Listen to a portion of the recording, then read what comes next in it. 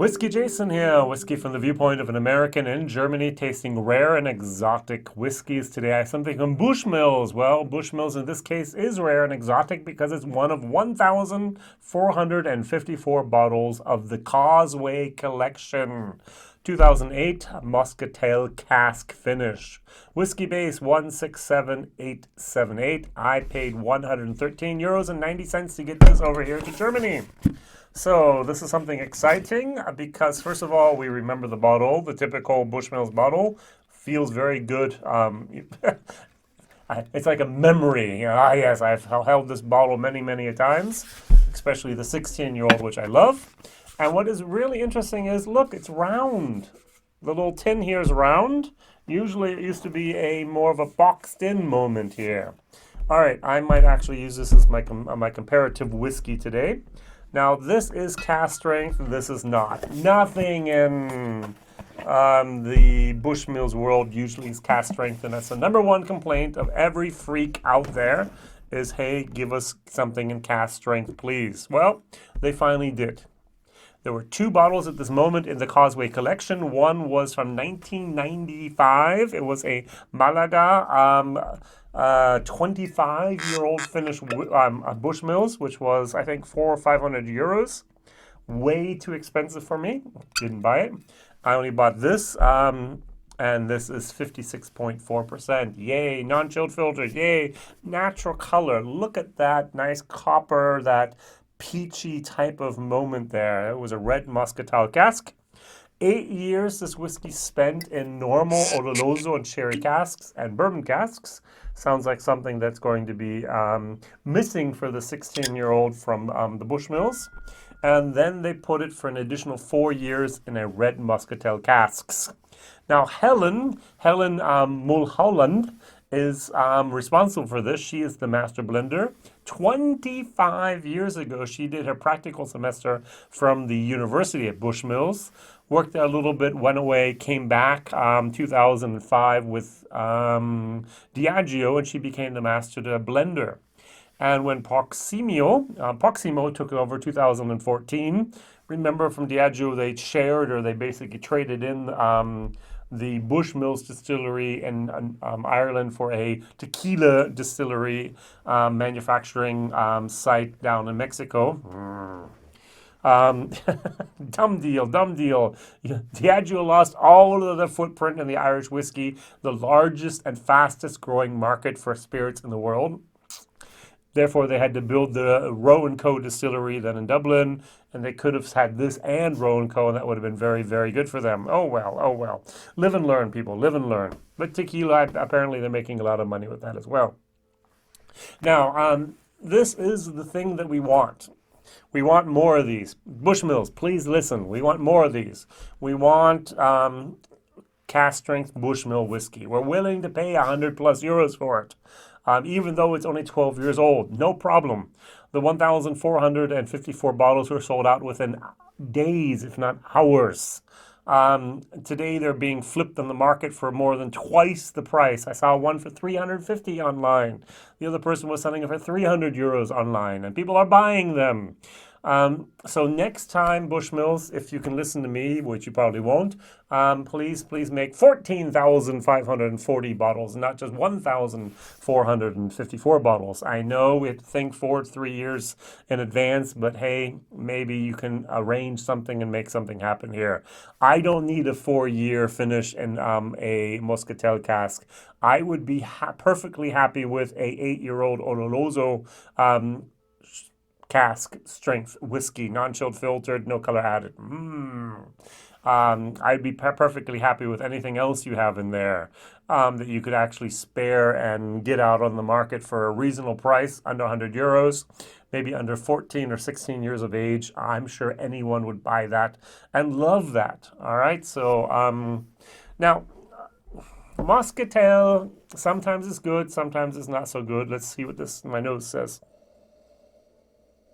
Oh, it's just interesting. It's definitely a fruitiness. What does it say here? It says here Rich vanilla, hints of citrus, and a sweet raisin finish. Now I'm not getting the oloroso. That's always my problem here. The 10-year-old, which is just bourbon matured. I get a lot of the maltiness and a little bit of the, maybe even the distillery character there. This is now masked, or this is actually changed by that Muscatel cask finish. Oh, and another thing, please. This is called the Causeway collection. We have the Giant's Causeway. It's very close to Bushmills. If you ever go to Bushmills, go to the Giant Causeway. If you ever go to Giant Causeway, go up to the city of Bushmills and visit Distillery. At least go into the visitor center, which I do each and every time. Grab them a bottle of Distillery only, and then talk to a couple people. And you don't have to do the tour every time, but it's a beautiful, beautiful place. That was the place where I did my first Irish whiskey distillery, even together with my mom. And so it always will have a special place in my heart, Bushmills. I like Bushmills a lot. All right. So I hope there's other additions here of the Causeway collection. I hope this will be a series which will not just be for the very, very, very few that can buy a $500 bottle, but also those that are willing just to pay €100 or dollars for something like this. Sweet, red, plum. Interesting. Okay, cheers.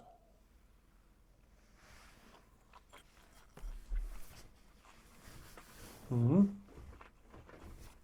Mm-hmm. Mm-hmm. Oh, okay. Mm-hmm. Wow. The wine finish, the Muscatel wine finish is very, very prominent, to say the least. Nothing is subtle here. This is very much in the forefront. This is not my wheelhouse, people. I'm so sorry. There's nothing wrong about this whiskey. Nothing that's negative. They didn't do this wrong or this wrong. It's just not my cup of tea. Some people like Worcestershire sauce, others like soy sauce, others love sushi. All three of those things are things I can live without, gladly. And other people are like, Jason, how could you? Those are the best stuff ever. And that's basically the same thing here. They did a very good job of getting that Muscatel not even into the bottle, but actually onto your palate. This is something that lingers. It's not overly in your face, but it's very dominant. Well done. The 4 years, I think, are a little bit too much. I would have liked to have a little bit more subtler Muscatel moment, but I understand that they wanted to really drive this thing home for that price. This is going to be a C- whiskey for me. What I'm going to do is I'm going to dilute it down a tiny little bit. We're at 56.4. I'm going to try to hit 48% and see what happens. The nose settled down a little bit. You have a ripe plum. You have a ripe, maybe even a cranberry. No, more like a currant. A ripe currant.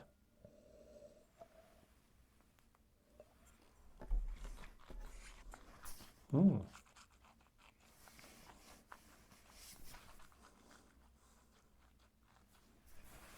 I'm going to move this up a little bit. This is growing on me. I still do not like that wine finish towards the end. It's a very dry finish towards the end. Um, I think I gave my German video a C-. I'm going to give it a C. This is a very well-made whiskey. Well engineered and well bottled. Fine. What is actually amazing is it says here you have the distilled. It was distilled on the 21st of March 2008. It was recast. That means the liquid that was in the bourbon and in the oloroso cask was put in the Muscatel casks on the 17th of March 2016. And then it was bottled for us in 2020. Very, very well done. I'm not sure if I like the copper everywhere on the label and on the can here, but that's something that they really are pushing home. Yeah, the price, value for money, I'm going to give it actually more of a C-.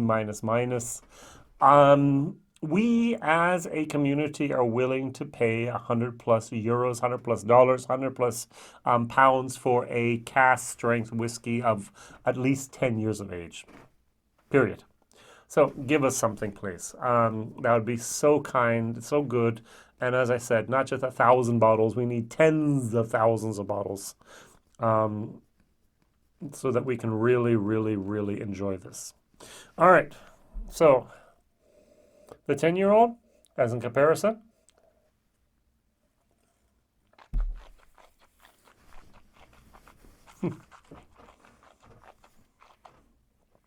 I'm not a great fan of the 10-year-old, especially with the woodiness at the end. Tastes for me like old wood. The maltiness is nice. Not a great whiskey. Which one would I prefer? I think I'd actually, after a while, prefer the Bushmills 2010 Muscatel Cask. Too expensive for my blood, but it's actually a very nice whiskey. Thank you for doing it. Helen Mulholland, please do more of these. I'm looking forward to them. I'm looking for them not to be super exclusive. As I said, 500 is a little bit too much. 100, 150 euros, I'm up and willing to pay for that and try anything you put out on the market, which cask strength, non-chilled filter, no color added. Yeah. All right, WhiskyJason here. My question of the day was your favorite Bushmills. I like this 16-year-old. I know other people like the 21-year-old with the Madeira cask finish on it. So maybe someone else had the opportunity to try the 1995 Malaga. Ooh, I didn't. And that would be very good that you share and tell others about this channel, about this crazy guy in Germany tasting whiskey you might not ever see, even though my comparison whiskeys are something you've often seen. Often. Thank you very much. Like, subscribe, tell others. Bye-bye.